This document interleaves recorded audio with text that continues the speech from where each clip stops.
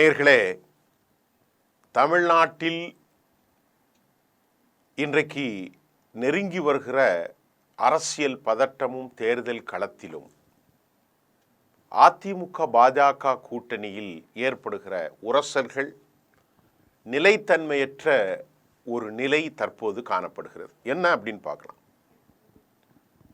முடிந்த அளவு தமிழ்நாட்டில் தன் காலை பதித்திறனும் அப்படின்னு வட இந்திய சாணக்கியன் வளைப்பதை வளைப்பது, மிரட்டுவது அமித்ஷாவினுடைய வாடிக்கை. எல்லா விதமான யோசனைகளையும் பயன்படுத்துவது அமித்ஷாவுக்கு கைவந்த கலை. கையில் இருக்கக்கூடிய அவ்வளவு ஏஜென்சியும் பயன்படுத்துறது, அந்தந்த இடங்களுக்கு ஏற்றவாறு வெறுப்பை பேசுவது. இதுதான் அமித்ஷா. நிறைய இடங்களில் பேசுவார். வடநாடுகளில் அந்த மாதிரி பேசி அவர்களுக்கு பழக்கம். ஆனால் தமிழ்நாட்டில் மட்டும் அவங்களுடைய கால் பதிப்பதற்கு இன்றைக்கு பெரும் தடையை அவர்கள் சந்தித்திருக்கிறாங்க. என்ன அப்படின்னு பார்த்தா, இப்போ திமுக கூட்டணியில் காங்கிரஸோடு அவர்களுக்கு முரண் இருக்குன்னு நம்ம பேசணும். நேற்று ஆயிரக்கணக்கான பேர் பார்த்துருக்கீங்க. அவங்க 38 இடங்களையும் 3 அமைச்சர்களையும் அமைச்சரவையில் அதிகார பங்கீடையும் கேட்டாங்க. அந்த செய்தியை நம்ம விட்டுரும். அது நேற்றே நான் பேசியிருக்கேன். இப்போ கீழே பார்த்தா உங்களுக்கு தெரியும். இன்னைக்கு நமக்கு கிடைச்ச செய்தி ஒரு ஆதாரமான செய்தி. எப்படின்னா, அதிமுக அமித்ஷா அழுத்த பார்க்குறார். அமித்ஷா புதுக்கோட்டைக்கு வந்து 2 நாள் தங்கியிருந்து ஹோட்டலில் திருச்சியில் தங்கியிருந்தாலும் அவரை சந்திப்பதற்கு போயா அப்படிங்கிற மாதிரி அவ்வளவு பெரிய தலைவரை உதாசீனம் படுத்தினார் அப்படிங்கிறதான் இன்னைக்கு பேச்சு. யாரு? எடப்பாடி பழனிசாமி. நீ என்ன என்கிட்ட வந்து கேட்கறது, நான் என்ன சொல்றது, நான் சொல்றது நீ கேள் அப்படிங்கிற மாதிரி எடப்பாடி பழனிசாமி உதாசீனப்படுத்துகிறார். இது அமித்ஷாவுக்கும் தெரியும். பெரிய ராஜதந்திரி. ஏன்னா வயசுல 2 பேருக்கு டிஃப்ரெண்ட் இருக்கு. ஆனாலும் அரசியலில் அவர் ஜாம்பவான். சரி, எடப்பாடிக்கு என்ன தைரியம்? ஏன் பார்க்கல? ஒரு கூட்டணிக்கு நாள் நெருங்கிட்டு 2 மாசம் கூட இல்லை, நாள் முடிக்கணும். ஆனால் இவரை பார்க்க வந்திருப்பவரை அவர் சந்திக்க மறுத்தார். அவருடைய பிரதிநிதியாக வேலுமணியை, எஸ்டி வேலுமணியை அவர் அனுப்பியிருக்கிறார். அவர் வந்து பேசிட்டு யார்கிட்ட எந்த பதிலும் பேசாக சுண்டிய முகத்தோடு அவர் போயிட்டார். இப்போ என்ன நடக்குதுன்னா, வேற ஒன்றும் இல்லைங்க. அந்த மாநாட்டில் அல்லது அந்த மீட்டிங்கில் பேசுகிறார். கொஞ்சம் ஆட்களை எல்லாம் கூட்டு வந்து உட்கார வச்சுட்டாங்க. நெய்னார் கூட்டு வந்து உட்கார வைத்த பிறகு அமித்ஷா ஹிந்தியில் முழக்கம் எடுக்கிறார். என்ன முழக்கம்னு பாருங்க. தமிழ்நாட்டில் பாரதிய ஜனதா என்டிஏ ஆட்சி வரணும், மோடி தலைமையிலான ஆட்சி வரும் அப்படின்னு இவர் முழக்கமிடுகிறார். அந்த பக்கம் எடப்பாடி என்ன சொல்றாரு? அதிமுக ஆட்சி எந்த கொம்பனாலும் தடுக்க முடியுங்கிறார். இந்த 2 கொம்பன்களுக்கு இடையில இப்போ மோதல் வந்துட்டா. நல்லா கவனிங்க. இதெல்லாம் வந்து ரொம்ப பியூரிஃபைடான ஒரு செய்தி. ஒரே நேரத்தில் தமிழ்நாட்டில் பிஜேபி என்டிஏ ஆட்சி, அமித்ஷா சொல்றார், உள்துறை அமைச்சர், மோடியினுடைய ஆட்சி வரணுமா அப்படின்னு அவர் கேட்குறாரு ஹிந்தியில். ஆனால் பக்கத்தில் உடனே இந்த மீட்டிங்கை கலைச்சது மட்டும், இதில் கலந்து கொள்றதுக்கு மறுத்துட்டு வேற ஒரு இடத்துல போய் என்ன பேசுகிறாரு எடப்பாடி? அதிமுக ஆட்சி தான் வரும், எந்த கொம்பனாலும் தடுக்க முடியாது. இதை விட என்ன 2 பேருக்குள்ள வித்தியாசத்தை நீங்கள் அடைய முடியும்? ஒன்றும் பார்க்கல, நாளாயிற்று. மத்திய உள்துறை அமைச்சர், இந்தியாவில் பெரிய ஆள், அவரையும் சந்திக்க மறுக்கிறார், அவரோடு பேசவும் மறுக்கிறார். அவருக்கு எதிராக கருத்தை இவர் தெரிவிக்கிறார், இவருக்கு எதிராக அவர் கருத்தை தெரிவிக்கிறார். இப்பவுமே நீங்க புரிஞ்சுக்கிடுங்க இவங்களுக்குள்ள என்ன ஒற்றுமை இருக்கும். இது அடிப்படை விளங்காது. தொண்டர்களுக்கெல்லாம் புரிஞ்சிட்டு. ஏற்கனவே பாரதிய ஜனதாவை எக்ஸ்ட்ரா லக்கேஜின்னு சொன்னவங்க தானே. சி சண்முகம் போன்றவர்கள்லாம் எக்ஸ்ட்ரா லக்கேஜ், ராயபுரம் ஜெயக்குமார் போன்றவர்கள்லாம் நான் கெட்டு குட்டீஸ்வரா போனதே பிஜேபி ஆளு. இது அல்லாமல் இன்னொரு விஷயத்தை நம்ம பார்க்கணுங்க. இப்போ திமுகவுக்குள்ள முரண் இருக்கு. காங்கிரஸ் கட்சியில் மணிக் தாக்கூர் போன்றவர்கள் வெளியேறணுங்கிறாங்க. திருச்சி வேலுசாமி, சூரியகாந்தன் மற்றும் உண்டான பிரவீன் சக்கரவர்த்திலாம் அது ஒரு பக்கம் போகட்டு. இப்போ என்னன்னா, அமித்ஷா என்ன கேட்குறாருன்னா, 80 இடம் கேட்டு 75 கேட்டு இப்போ 50வது தா அப்படின்னு நெய்னார்ட்ட சொல்லி விட்ருக்காரு. நெய்னார் அண்ணன் அவ்வளோ தரமாட்டாங்க அண்ணா, என்னையா போகிற ஒரு 50 கேட்டுவா அப்படின்னு சொன்னார். இப்போது இவர் என்ன சொல்கிறாருன்னா, அமித்ஷா 50 தொகுதியில் 30 தொகுதியை நான் கேட்குறதான் தரணும். கோயம்புத்தூரில் கேட்டால் கொடு, நாகர்கோயிலில் கேட்பேன், சென்னையில் கேட்பேன், வேதாரண்யத்தில் கேட்பேன், மதுரையில் கேட்பேன், தேனியில் கேட்பேன். அப்படியே அந்த எங்கெல்லாம் பாரதிய ஜனதாவுக்கு கொஞ்சம் உருப்படுற மாதிரி இருக்குதோ அந்த தொகுதிகளை நான் தேர்ந்தெடுத்து கேட்பேன், அது எனக்கு நீ கொடுத்து தான் ஆகணும் அப்படின்னு யார் சொல்கிறா? அமித்ஷா சொல்கிறார். இவர் என்ன சொல்கிறாரு, உனக்கு 20 தொகுதி 23 அதிகம், நீனே ஒரு எக்ஸ்ட்ரா லக்கேஜி அதை மனசில் வச்சுட்டு நான் அவ்வளோ தர முடியாது. இப்போ நமக்கு கிடைத்த தகவல் உறுதியாக இருக்கும் என்றால் 30 தொகுதிகளை கொடுப்பதற்கு எடப்பாடி முன் வந்திருக்கிறார் என்ற தகவல் கிடைத்திருக்கிறது. இவங்களுக்குள்ள இருக்கக்கூடிய இந்த முரண்லாம் இந்த டைம் வரவே கூடாது. இந்த டைம் ஒரு கட்சிக்கு முரணே வரக்கூடாது, கவனமாக முடிச்சிடணும். அதில் டிஎம்கேலே முரணில் பெரிய முரணில் இருக்காங்க, அவங்களும் ஒன்றும் பெரிய சிக்கலில் இல்லாமல் இல்லை, பயங்கர முரணில் இருக்காங்க. இப்போ இதுக்கு இடையில மிரட்டலாக தாவேக்காவோட சேர்ந்துடலாம் அப்படின்னு இவங்க ஒரு மிரட்டலே விடுறாங்க. தாவேக்காலை இவங்களை சேர்ப்பதற்கு வாய்ப்பே இல்லை ராஜா, வாய்ப்பில்லை. ஏன்னா அங்கே செங்கோட்டையன் ஆளுமையாக இருக்கிறார்.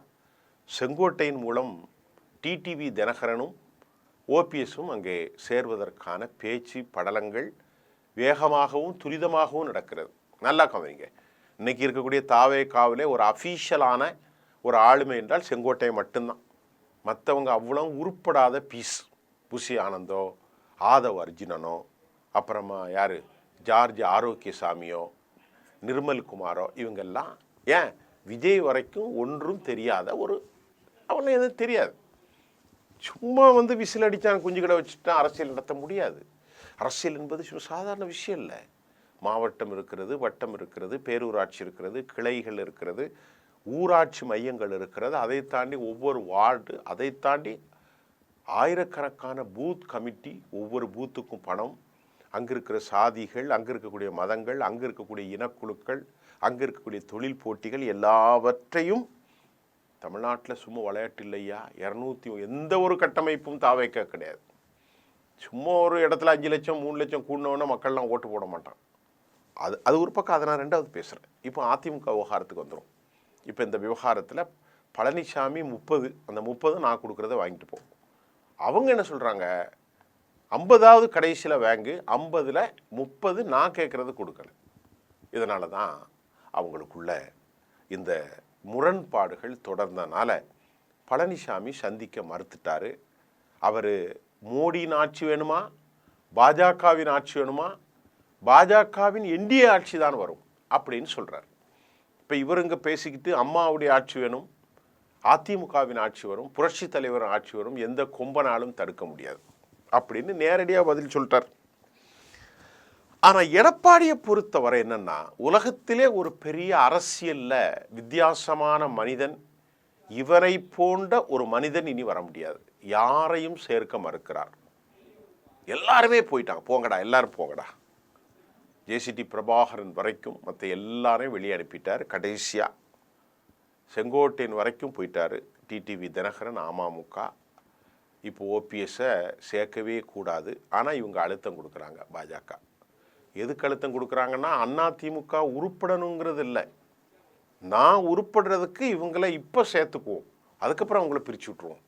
நம்ம ஓட்டு கிடச்சி நாம் கொஞ்சம் ஓட்டு வாங்கி தமிழ்நாட்டில் நான் ஒரு 15%, 18% அப்படின்னு சொல்லலாம்.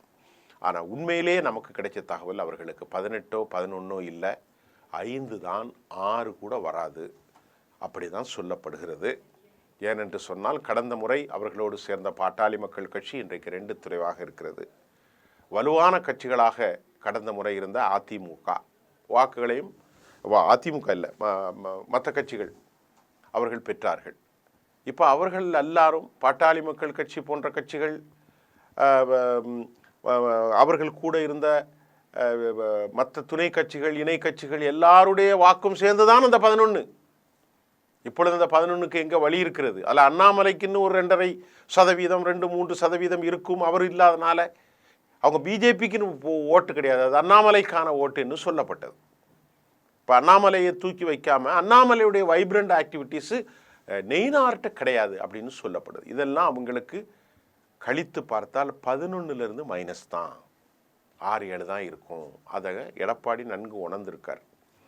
மைனாரிட்டி வாக்கு கிடைக்காது, திமுகவினுடைய நலத்திட்டங்கள், திமுக மேலே ஏராளமான ஊழல் புகார்கள் இதெல்லாம் இருக்குது.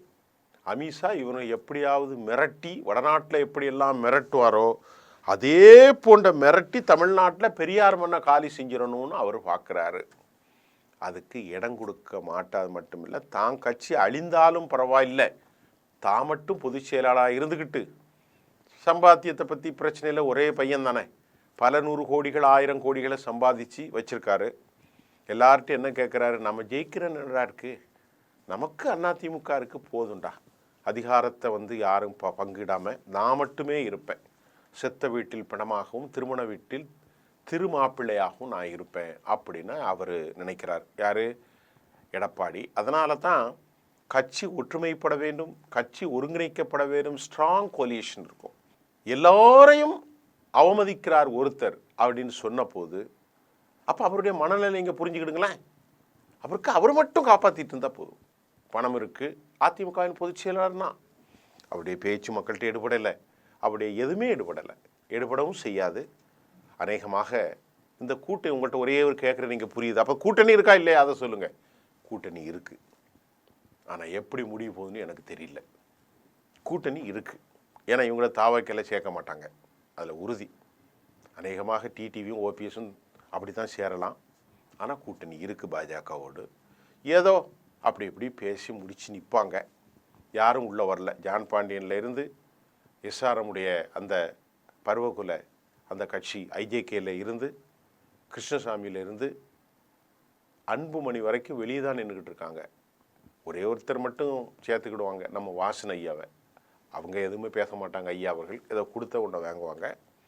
இந்த நிலையில் அமித்ஷாவினுடைய மோதல், அமித்ஷாவை சந்திக்க மறுத்தது, வேலுமணியை மட்டும் பேசிட்டு வான்னு சொன்னது, வேலுமணிகிட்ட 50 கேட்டது, வேலுமணி இங்கே சொன்னது 30க்கு மேலே இல்லைன்னு சொன்னது, அமித்ஷா 50லேயும் 30 நான் கேட்டது நீ கொடு அப்படின்னு சொன்னது. அது மட்டும் இல்லாமல் பொது மேடையில் பாரதிய ஜனதா NDA கூட்டணி ஆட்சி, அங்கே அவர் உடனே அதே நேரம் அதிமுகவின் ஆட்சி எந்த கொம்பனாலும் மாற்ற முடியாது. இதுக்கு மேலே பிரிவு இருக்கா இல்லையான்னு நீங்களே முடிவு செஞ்சுக்கிடுங்க. அடுத்த செய்தியில் உங்களை நான் சந்திக்கின்றேன். நன்றி.